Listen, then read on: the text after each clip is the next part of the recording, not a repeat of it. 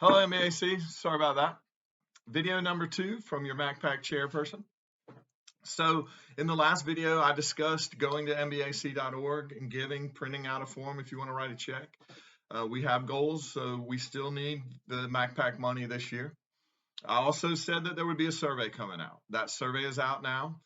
We've had some responses. We would like more responses. We want everyone to respond if possible.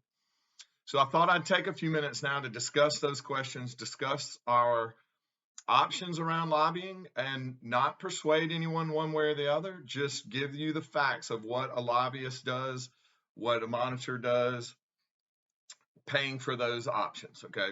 So question 1, do you want a full-time lobbyist?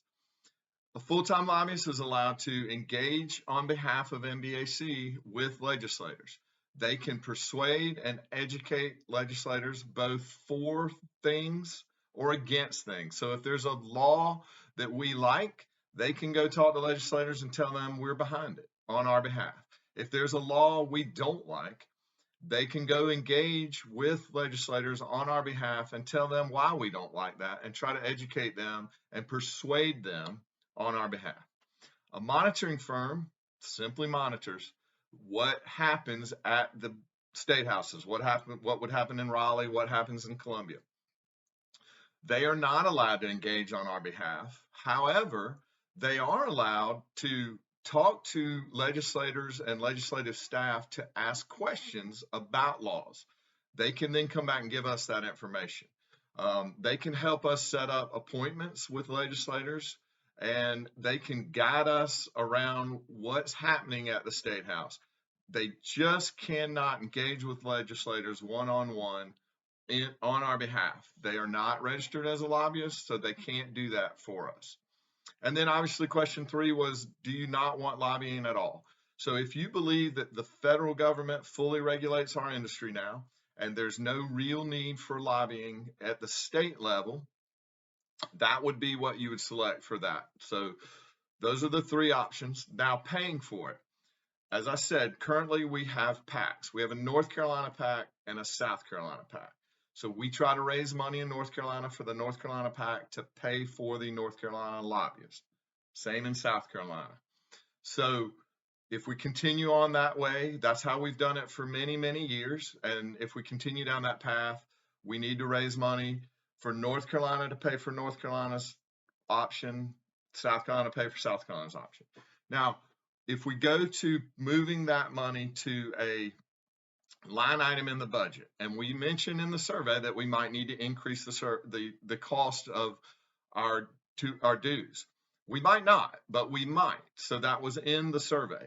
And the reason being is that depends on what we do and what we choose.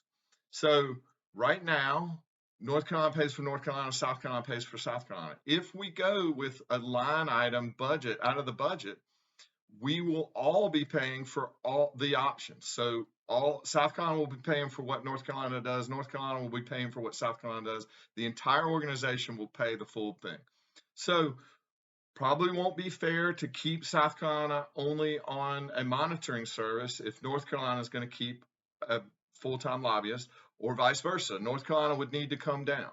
So that's why we stated that we might need to raise the cost of membership.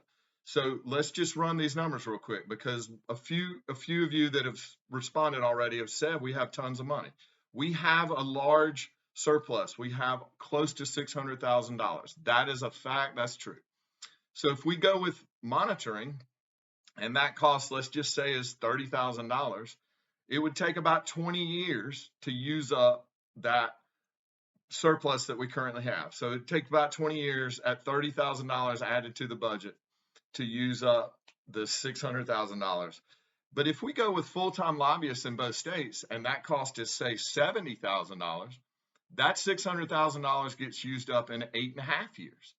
So that's why we put it in there, that we might need to increase the tuition. Remember, if we put it on a line item budget, the PAC goes to a different service now. The PAC would then be used for what PACs are normally used for, which is contributions to political causes, either political races, people that we believe are friendly to our our industry or caucuses or whatever, but the PAC would be used for political donations, and the cost of our lobbying efforts, whatever those look like, would come directly out of the budget. So the offset of the PAC money would no longer be there.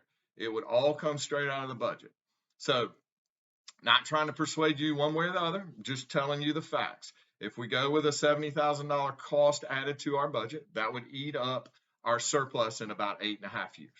If we only monitor, or if we do nothing, so there's three options, then it would take a lot longer, or wouldn't add a cost at all. So anyway, I hope this was helpful. Again, feel free to reach out to me directly if you want more detailed. I'm trying to do these videos quickly and I'm failing miserably, but if you want to reach out to me directly, feel free. I'll be happy to have conversations with anyone. And until next time, have a great day, and thank you, MBAC.